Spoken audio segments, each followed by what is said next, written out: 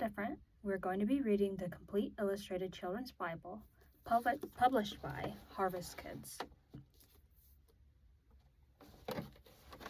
And we're going to start by reading Genesis today, and I do want to keep this as a little series that we do together.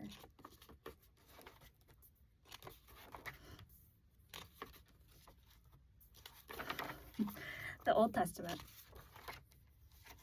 And this is just a map, context of where everything's going to be taking place.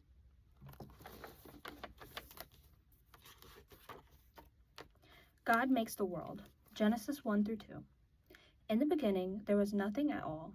Then God created the heavens and the earth, but everything was still covered in darkness. So God said, "Let there be light," and there was light.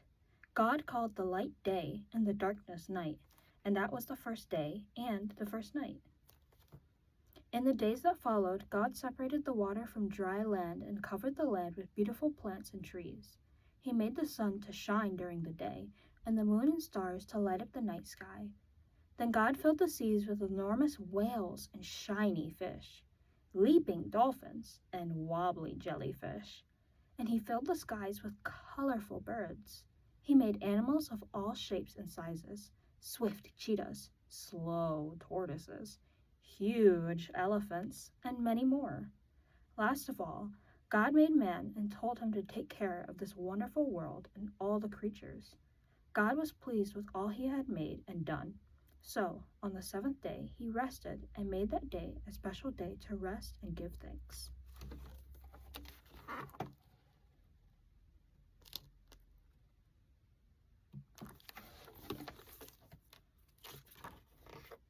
The beautiful garden. Genesis 2. God created the beautiful Garden of Eden for Adam, a marvelous paradise filled with green grass, colorful plants, and wonderful trees.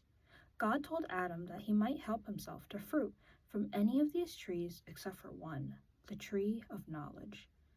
But there was still plenty of other wonderful things for him to eat. God brought all the animals and birds to Adam so that he could name them, but none of the animals were like him, and Adam was lonely, so God created a woman, Eve, to be his special friend.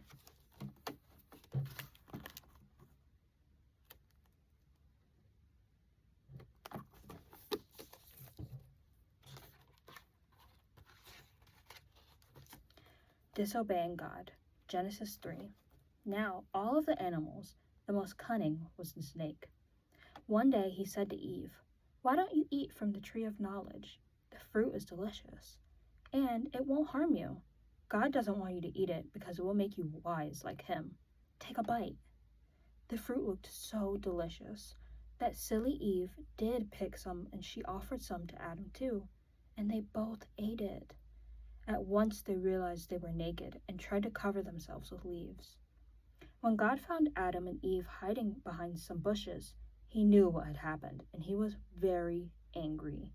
He cursed the snake and banished Adam and Eve from the Garden of Eden, telling them that from now on they would have to work hard to make their own food and clothes. Then he placed an angel with a flaming sword to stand guard at the entrance to the garden.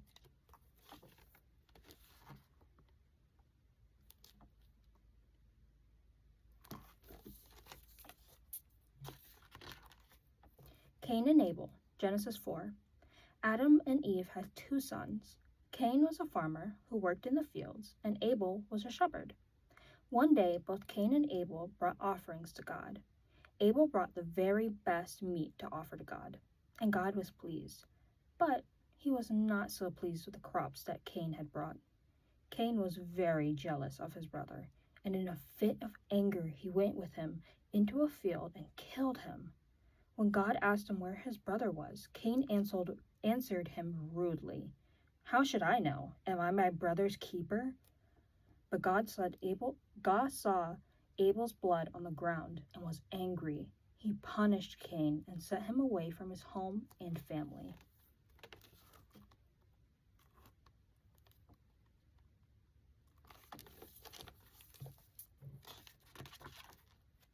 Noah builds the ark. Genesis 6. Many years passed, and soon there were lots of people in the world. but they were becoming more and more wicked, and this made God very sad. He made up his mind to send a terrible flood to destroy everything that he had created. But on earth there was one good man who loved and obeyed God. His name was Noah, and he had 3 sons. God told Noah to build an enormous boat, an ark, so that he and his family might be saved along with 2 of every living creature. People laughed at Noah for building a boat in the middle of the land, but he ignored them, for he trusted God. The flood, Genesis 7 through 9. When the ark was finished, Noah loaded it with food for his family and the animals. And then God sent the animals to the ark, 2 by 2, 1 male and 1 female, of every kind of animal and bird that lived upon the earth or flew in the skies. When they were all in safety, it began to rain, and how it rained! Water poured down from the skies and covered all the land. Every living creature was drowned. All the towns and cities were washed away. But the ark and its precious cargo floated free on a world of water. For 40 days and 40 nights it rained. Then, at last, it stopped. After a while, the flood waters began to go down. Noah sent out a dove, and when it returned with an olive leaf in its beak, Noah knew that the flood was over, for the trees were growing again. Then it was time for Noah and the animals to leave the ark. Noah was filled with gratitude, and God promised him that he would never again send such a dreadful flood. He put a beautiful rainbow in the sky to remind him of this promise.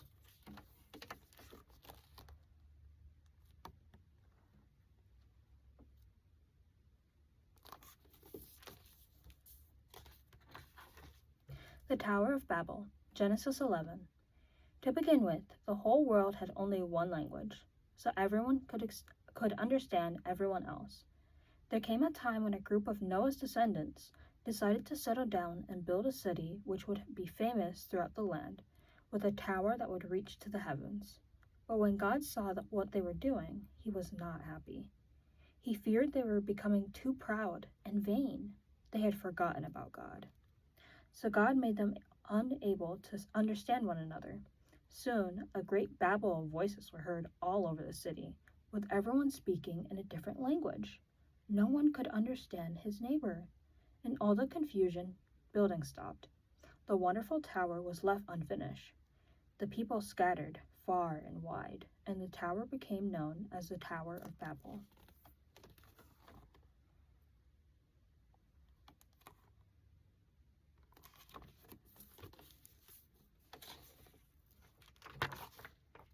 God calls Abraham, Genesis 12 through 13.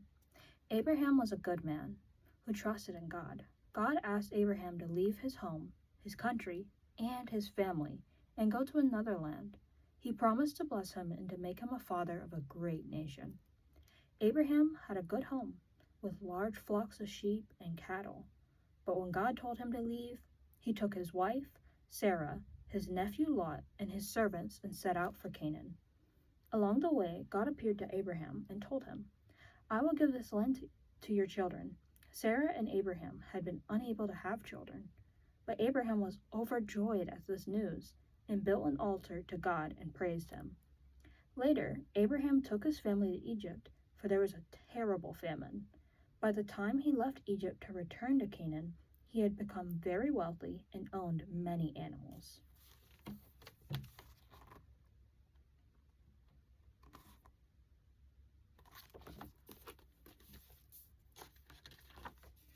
Going separate ways, Genesis 13 to 14.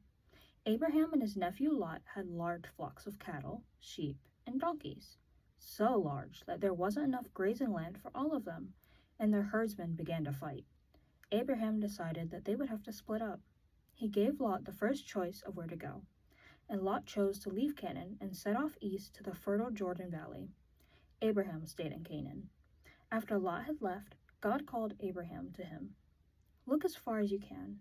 All the land that you can see, I will give to you and your children forever. Your children shall be like the dust of the earth. There will be so many of them that no one will be able to count them."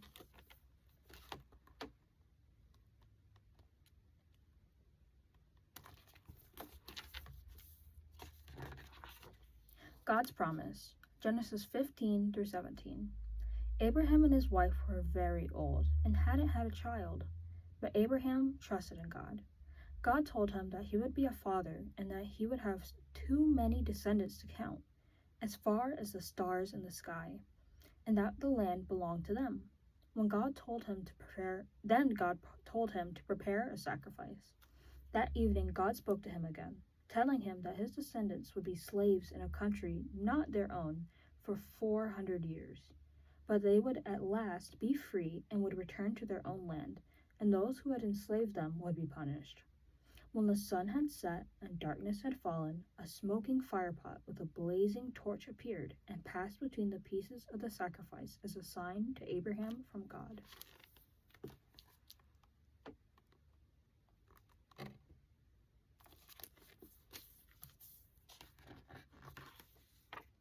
Abraham entertains angels. Genesis 18.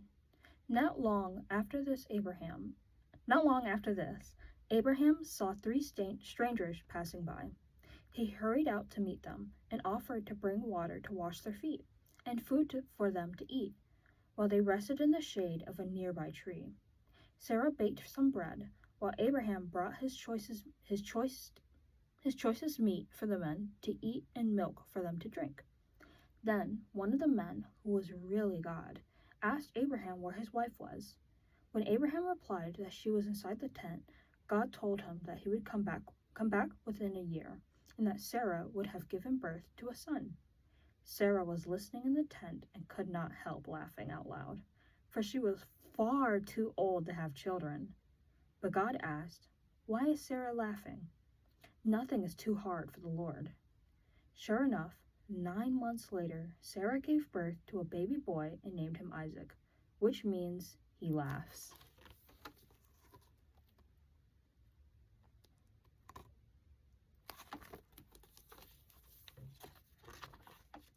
The bad cities. Genesis 18 to 19. Sodom and Gomorrah were bad cities. The people had turned away from God and were wicked and cruel. God decided to destroy them, but Abraham was worried, for his nephew Lot lived in Sodom. He asked God if he would still destroy the city if there were still good men living in it. God said to him, "If there are even 10 good people, I will spare the city." Lot was standing by the city gates when 2 strangers, angels in disguise, passed through. He begged them to spend the night in his house. He gave them water to wash their feet and prepared a meal for them. But an angry, violent crowd gathered, demanding that he send the strangers outside. Lot begged them to leave the strangers alone, for they were his guests. But the mob became angry with Lot, and the angels had to pull him back inside the house. Then they struck the crowd with blindness so that they could not find the door to break in.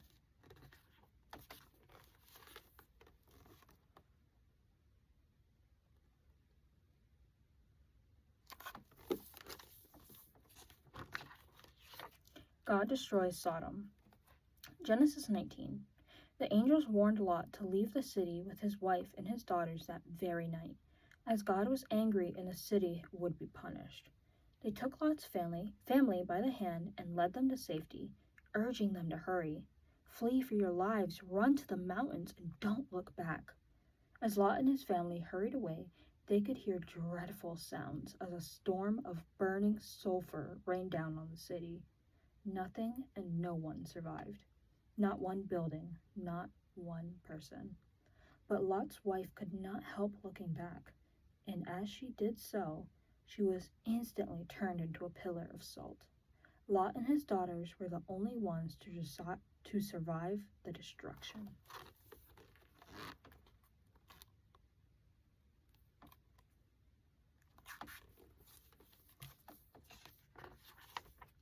Isaac is born.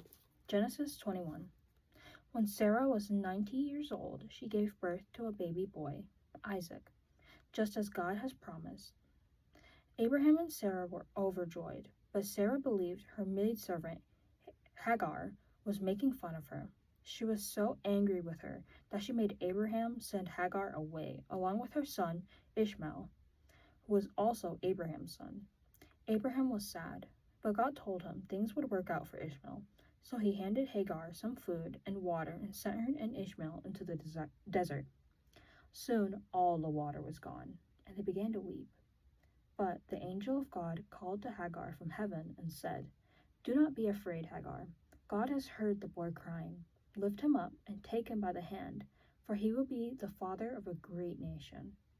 Then God opened her eyes, and she saw a well of water. God was with the boy as he grew up. He lived in the desert and became an archer.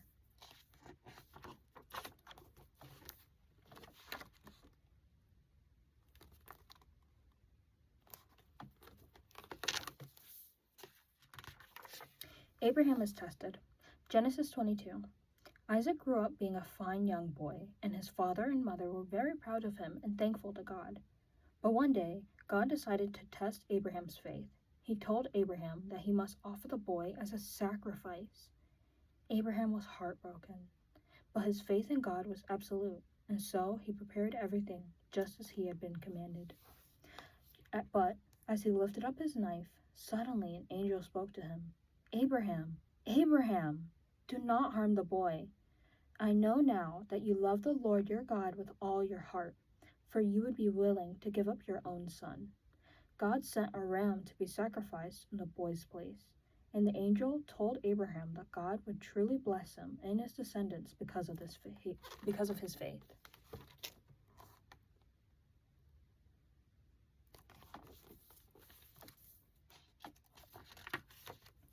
A wife for Isaac.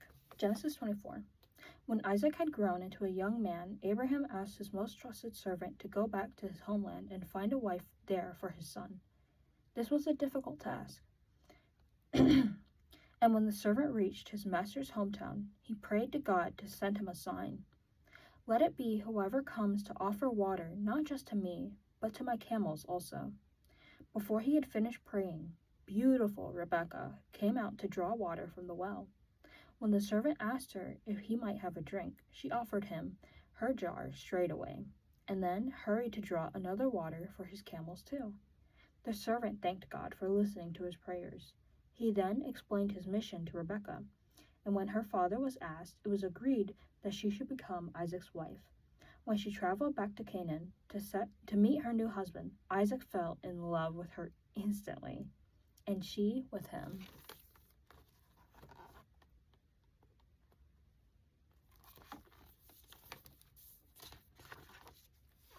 Jacob and Esau.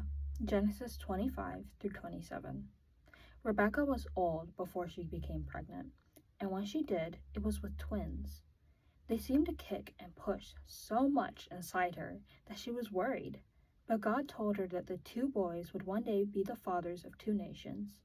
The firstborn was a hairy boy, whom they named Esau, and his brother was called Jacob. When they grew up, Esau became a great hunter, but Jacob was quieter and spent more time at home. Isaac loved Esau, but Rebekah was especially fond of Jacob. One day, Jacob was preparing a stew when his brother came in ravenous after a long trip. Esau was so hungry that when Jacob told him he could only have a plate of stew in exchange for his birthright, he agreed. In later years, Jacob cheated his elder brother out of his father's blessing too. When Isaac was very old and nearly blind, he wished to give his blessing to his eldest son, Esau. Jacob, with the help of his mother, disguised himself as Esau. He wore goatskins around his arms so that he would be hairy like his brother. When his father touched him, he believed him to be Esau and gave him his blessing to be in charge of the family when he died. When Esau found out what had happened, he was so angry that he wanted to kill his younger brother, so Rebekah sent Jacob away from home where he would be safe.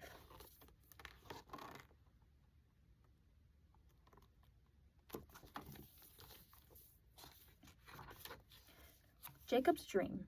Genesis 28. Jacob traveled to the house of his uncle Laban. On the way, he stopped for the night. Using a hard stone as a pillow, he laid down to sleep. That night, he had a dream in which he saw a stairway resting on the earth with its top reaching to heaven, and angels were walking up and down on it. At the very top stood the Lord, and he said, I am the Lord, the God of your father Abraham and the God of Isaac. I will give you and your descendants the land on which you lie. Your descendants will be like the dust of the earth, and you will spread to the west and the east, to the north and the south. I am with you and will watch over you wherever you go, and I will bring you back to this land. I will not leave you until I have done what I have promised.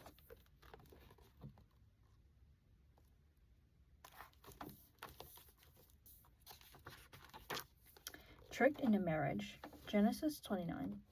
Jacob worked in the house of his uncle Laban, and he fell in love with Laban's youngest daughter, Rachel. His uncle agreed that if he worked for him for 7 years, then at the end of that time he would marry Rachel. After 7 years, the marriage took place, but when Jacob lifted the veil from his wife's face, it was not Rachel standing before him, but her elder sister, Leah. He had been tricked. Laban told him that it was the custom that the eldest daughter should marry first. But he said if Jacob would promise to work for him another 7 years, then he could marry his beloved Rachel. Jacob loved her so much that he agreed.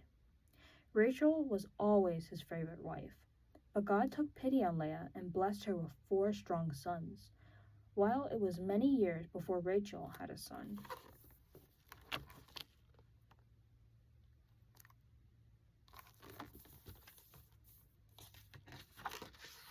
Parting ways. Genesis 30 to 31. Although Jacob felt it was his time to return home, his uncle wanted him to stay. He agreed to give him as his wages all the marked or speckled animals in the herds. But then Laban tried to cheat Jacob by rounding up any marked animals and sending them away with his sons so that all the new animals would be born without marks. But God told Jacob to place some fresh peeled branches in the animals' water troughs when the strong, healthy animals came to drink. And all the new animals that were born to them were spotted or speckled. In this way, all the strong animals went to Jacob and all the weak animals went to Laban. Jacob knew that his uncle would continue to cheat him, so one day he set off for home along with all his family, servants, and animals. Laban chased after him, but in the end, the 2 men agreed to let each other be.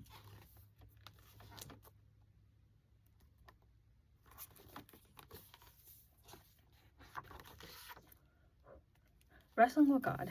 Genesis 32 to 33.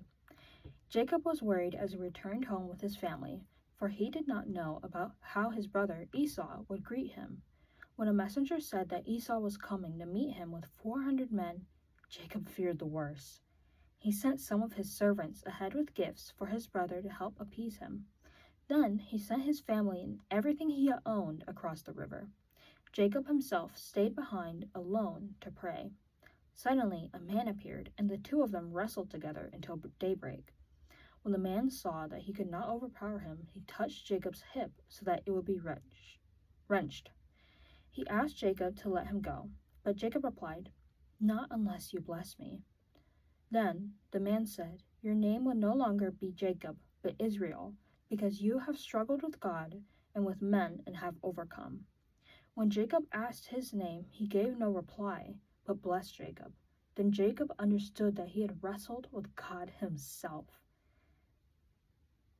And when Jacob finally came face to face with his brother, he found that Esau had forgiven him and welcomed him with open arms.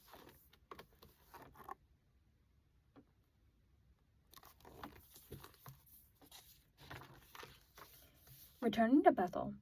Genesis 35 to 36. God spoke to Jacob and told him to go to Bethel. So Jacob traveled with his family and servants to Bethel, where he built an altar to God to thank him for his mercy. When they left Bethel, Rachel, who was pregnant for the 2nd time, went into labor, but things did not go smoothly. Before she breathed her last breath, Rachel saw her lovely baby boy and named him Ben-Oni, although his father called him Benjamin. Jacob was heartbroken and built a pillar over her tomb. Now Jacob had 12 sons, the sons of Leah, who were Reuben, Simeon, Levi, Judah, Issachar, and Zebulun, Joseph, and Benjamin, who were the sons of Rachel. Dan and Naphtali, who were the sons of Rachel's maidservant, and Gad and Asher, who were the sons of Leah's maidservant.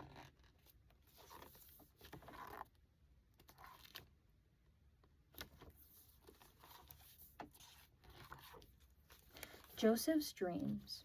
Genesis 37. Jacob lived in Canaan. He had 12 sons, but Joseph was his favorite, for he was the first son of Rachel, whom Jacob had loved above all his other wives. To show Joseph just how much he loved him, Jacob had a wonderful coat made for him, a long-sleeved robe covered with colorful embroidery.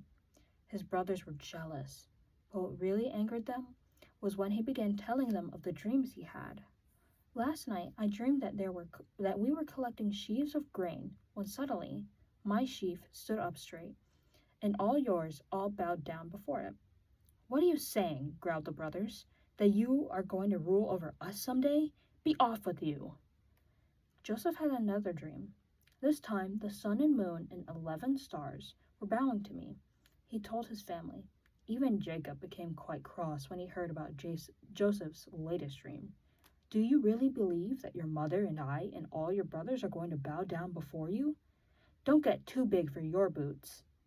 But Jacob did wonder to himself about what the dream might mean.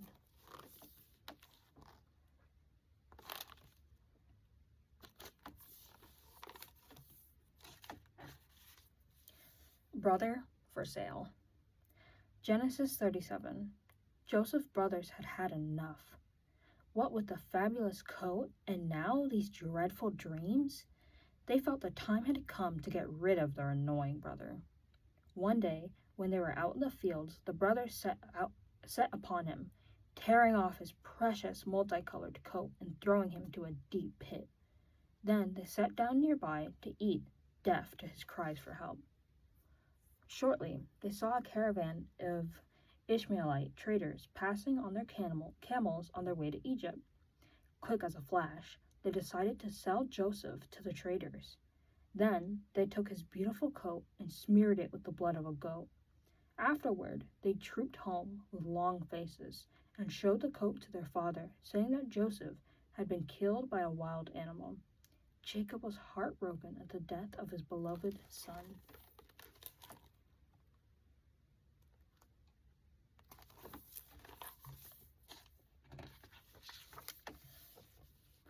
Potiphar's wife. Genesis 39. Joseph had been sold to one of Pharaoh's officials, a man named Potiphar, but God was still looking after him. He was clever and hard-working, and soon Potiphar decided to place him in charge of his whole household. But the peaceful times didn't last, for Potiphar's wife took a liking to Joseph, who was a handsome and strong young man. Joseph would have nothing to do with her advances, but one day, when he pulled away from her in his haste, he left his coat behind. When her husband came back, she showed him the coat and told him that Joseph had come to her bedroom to try to take advantage of her, but had run away when she screamed. Potiphar was furious and threw poor Joseph into jail. Sorry about that. It's storming really bad, and my electricity just cut out. But it came back on, so everything's fine.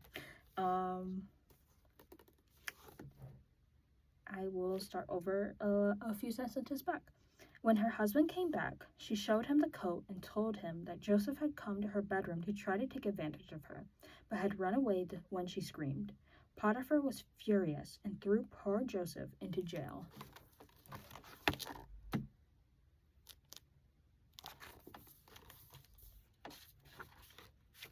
The wine steward and the baker. Genesis 40. Sometime later, both the Pharaoh's wine steward and his chief baker angered the Pharaoh and were thrown into prison. One night, both men had strange dreams and were puzzled. Joseph said to them, "My God will be able to help. Tell me your dreams." The wine steward went first. "In my dream, I saw a vine with 3 branches covered in grapes. I took the grapes and squeezed them into Pharaoh's cup." Joseph told him that within 3 days Pharaoh would pardon him and take him back, and he asked the steward to remember him. Now the baker was anxious to tell him his dream too. "On my head were 3 baskets of bread," he said, but birds were eating Pharaoh's parasites.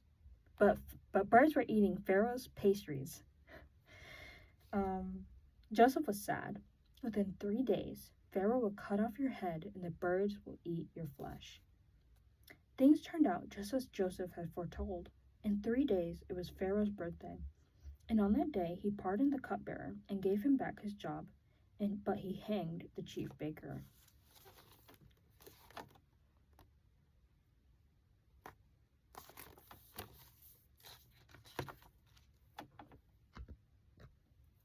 Pharaoh's dreams. Genesis 41. Joseph asked the wine steward to remember him when he got out of prison, but 2 years passed before the Hebrew slaves crossed his thoughts. And it happened like this. One night, Pharaoh had a strange dream. He was standing by the Nile when out of the river came 7 cows, healthy and fat, and they grazed among the reeds. After them, 7 other cows, ugly and thin, came up out of the Nile and stood beside them. Then the thin cows ate up the fat cows and yet looked just as thin and sickly as before. Pharaoh had another dream. 7 healthy heads of grain were growing out of a single stalk. Then 7 more heads of grain sprouted, and these were thin and scorched by the wind. The thin heads of grain swallowed up the 7 healthy, full heads. In the morning, Pharaoh felt worried. He sent for all the magicians and wise men of Egypt, but no one could interpret the dreams.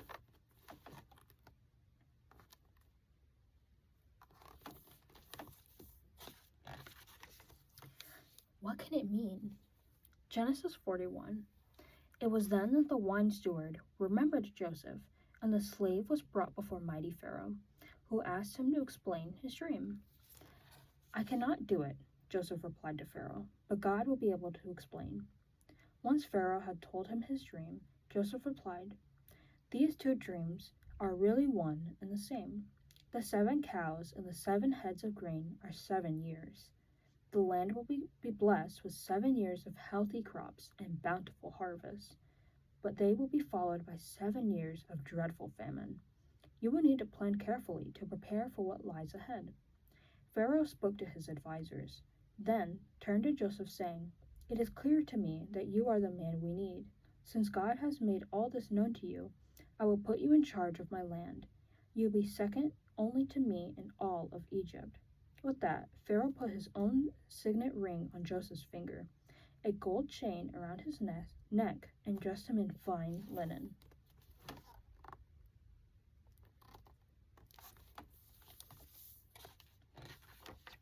A wise leader. Genesis 41. Joseph was 30 years old when he entered the service of Pharaoh, king of Egypt. Riding in a fine chariot, he traveled through the land, making sure that food was put aside for the times of hardship ahead of them. Just as he had foretold, the country was blessed with 7 years of bumper crops, and so much grain was stored in the cities that he gave up counting it. After 7 years, the famine began. When the people of Egypt began to run out of food, Pharaoh told them to go to Joseph. Now, Joseph opened up the storehouses and sold the grain that had been put away so carefully. No one in Egypt went hungry. In fact, there was so much food in Egypt that people from other countries traveled there to buy food, for the famine was severe throughout the world.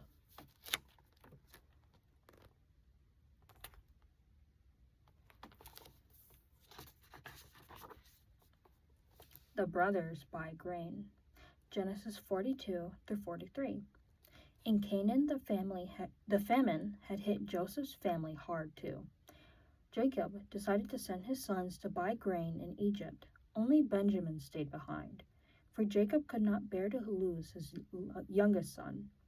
When they reached Egypt, the brothers bowed down before Joseph. With his gold chain and fine clothes, they did not recognize him. But Joseph could see his dreams becoming reality as they bowed their heads low and begged to buy food. Joseph wanted to see if his brothers had changed at all, so he planned to test their honesty and loyalty.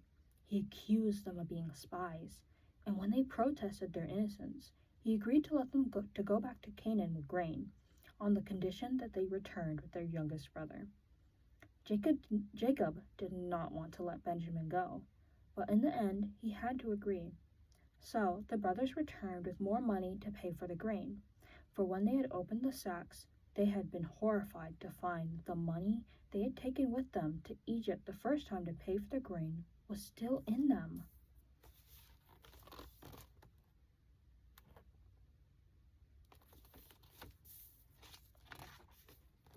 The long-lost brother. Genesis 44 to 45. Joseph was so overcome when he saw Benjamin that he had to hide his face. He had his servants feed the brothers and then sent them on their way with more food, but not before hiding a silver cup in Benjamin's sack. The brothers were traveling home when the guards came upon them and dragged them back to the palace. "Thieves!" shouted Joseph. "I treated you with kindness, and you repay me by stealing?" "There must be some mistake," cried the brothers. But when the guards checked, there was a silver cup in Benjamin's sack. The brothers fell to their knees. "My lord," they cried, "take any one of us, but do not take Benjamin, for his father's heart would break." At this, Joseph knew that his brothers' hearts were no longer hard, and so he hugged them. Amid much weeping and amazement, he told them that he was their long-lost brother, and that they should not feel too guilty for it, had it been part of the Lord's plan. "I was sent to rule Egypt so that you would not starve in Canaan," he told them, and sent for his father.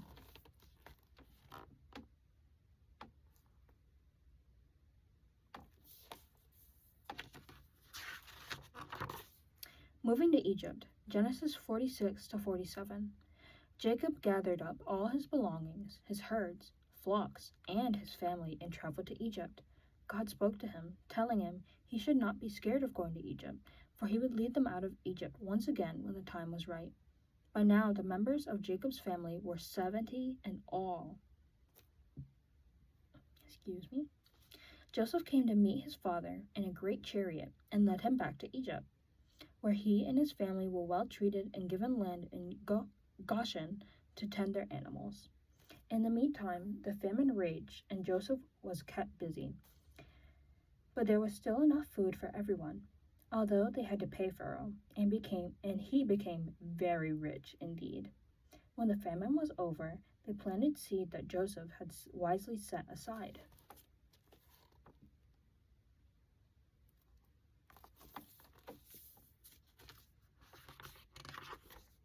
The death of Jacob. Genesis 48 to 50. Now, Jacob was growing old. Before he died, he called all his sons together to give them each a special blessing. They were to form the 12 tribes of Israel, and he named Joseph a prince among his brothers. He made Joseph promise to bury him in Canaan, in the spot where he buried his wife Leah, and where Isaac and Rebekah were buried before her, and Abraham and Sarah before them. When Jacob had breathed his last breath, with Pharaoh's permission, all Jacob's family, except the children and those who tended the animals, set off for Canaan, where they buried their father, Jacob, also known as Israel.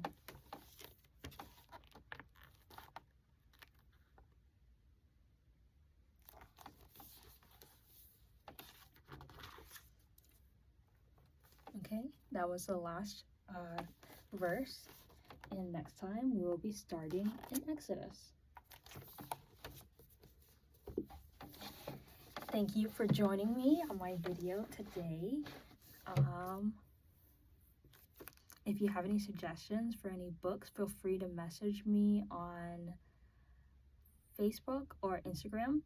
DM is fine, and there's going to be a link to the Patreon in the description below, and if you are to donate to that, then that will definitely help me get more books. I have actually run out of books to find online, so any suggestions would be very much appreciated. Thank you for joining me today.